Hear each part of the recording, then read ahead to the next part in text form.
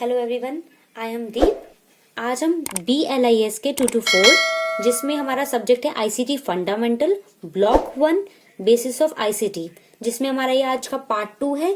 हमने last class में पढ़ा था हम क्या क्या पढ़ चुके हैं। Introduction, components of computer, computer peripherals तक हम पढ़ चुके हैं। आज हमारा टॉपिक स्टार्ट होगा हार्डवेयर से। Computer hardware, the physical part that make up a computer are called hardware. जो फिजिकल पार्ट होता है जिससे मिलकर कंप्यूटर बनता है उसे हम क्या बोलते हैं, हार्डवेयर कहते हैं। अब एक चीज हमें समझनी होगी, हार्डवेयर एंड सॉफ्टवेयर। अब ये हार्डवेयर एंड सॉफ्टवेयर में डिफरेंस क्या होता है। हार्डवेयर क्या होता है, एक फिजिकल पार्ट होता है, और सॉफ्टवेयर क्या होता है, एक प्रोग्राम होता है जो एग्जीक्यूट किया जाता है सीपीयू के द्वारा। इसे हम टच कर सकते हैं और इसे हम टच नहीं कर सकते हैं, ठीक है। एंड एग्जाम्पल के तौर पे मैं आपको समझाऊं तो जो हार्डवेयर होता है एक बॉडी होती है, और वहीं पे जो सॉफ्टवेयर है वो एक तरीके से आत्मा की तरह काम करती है, ठीक है। तो दोनों ही होना बहुत जरूरी है एक कंप्यूटर को चलाने के लिए। अगर दोनों में से एक भी पार्ट नहीं हुआ तो वो कंप्यूटर रन नहीं करेगा। ओके, अब कुछ इसके एग्जांपल्स पढ़ते हैं। फर्स्ट एग्जांपल है सीपीयू। सीपीयू का फुल फॉर्म क्या होती है, सेंट्रल प्रोसेसिंग यूनिट, जिसे हम ब्रेन ऑफ द कंप्यूटर भी कहते हैं। ये कंट्रोल करता है जितने भी ऑपरेटिंग सिस्टम को, प्रोग्राम को इंस्ट्रक्शन देता है, उसके बाद हमें रिजल्ट देता है। सिंपली हम कह सकते हैं ये रीड करता है इंस्ट्रक्शंस को जो सॉफ्टवेयर देती है, और कंप्यूटर को बताता है कि करना क्या है।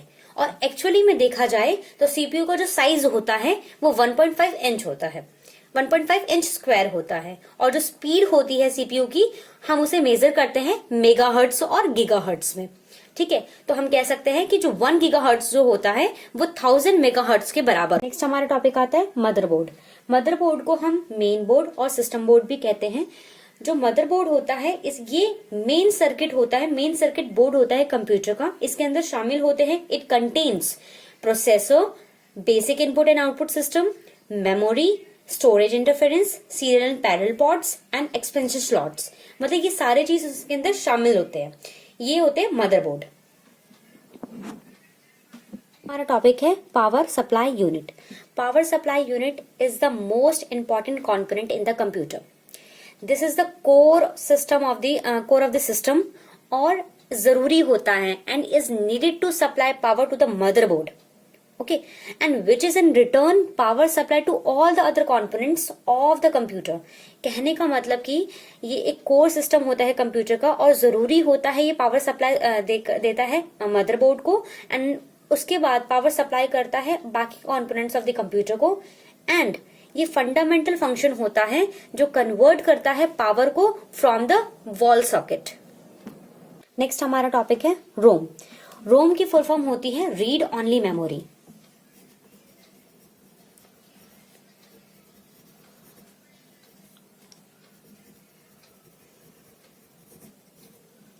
रीड ऑनली मेमोरी ये एक नॉन वर्टाइल मेमोरी होती है। अगर पावर सप्लाई कट जाती है, टर्न ऑफ हो जाती है, तो ये इंफॉर्मेशन को लूज नहीं करता है। इसमें परमानेंट स्टोर होता है डाटा, और ये रीड कर सकता है ऑपरेशंस को। It only allow to read operations. एक आता है रैम। रैम की फुल फॉर्म होती है random access memory.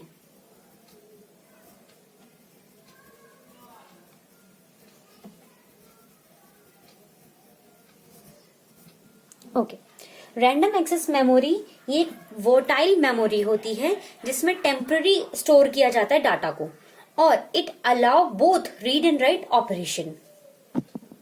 Storage device. Storage device क्या होता है, there is a different kind of memories like primary memory, secondary memory. Primary memory का एग्जांपल हम ले सकते हैं रैम और रोम।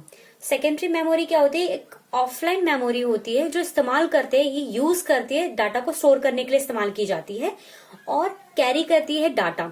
जैसे कि हम एग्जांपल ले सकते हैं फ्लॉपी डिस्क, सीडी।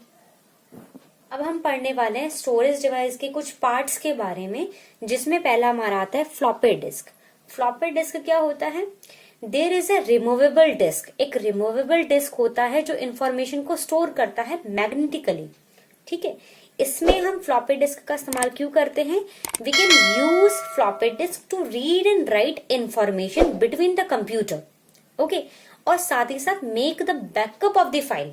ठीक है, बैकअप ऑफ द फाइल के लिए।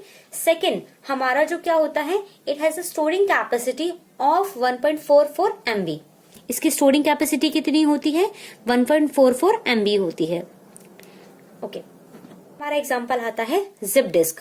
जिप डिस्क भी it is also a removable disc जो इंफॉर्मेशन को स्टोर करता है। इसकी जो स्टोरिंग कैपेसिटी होती है वो 100 से 250 MB होती है। ये एक स्पेशल 3.5 इंच रिमूवेबल डिस्क होता है जो कि जरूरत होती है retrieve of the information from the computer, ठीक है, और साथ ही साथ वो राइट करता है write to the zip disk, ठीक है। हमारा एग्जांपल आता है सीडी रोम्स। सीडी की फुल फॉर्म होती है कॉम्पैक्ट डिस्क। कॉम्पैक्ट डिस्क जो होता है ये भी इंफॉर्मेशन को स्टोर करने के लिए इस्तेमाल किया जाता है।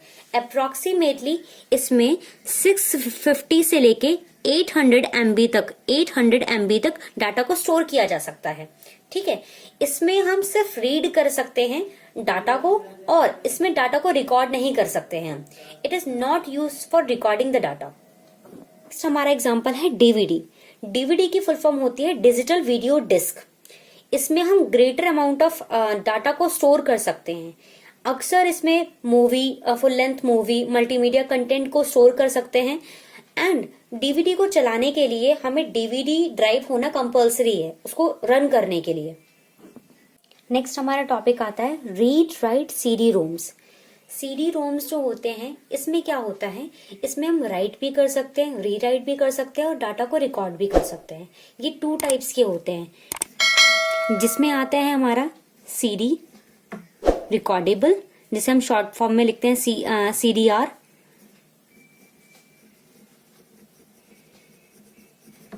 और नेक्स्ट हमारा आता है सीडी रीड एंड राइट।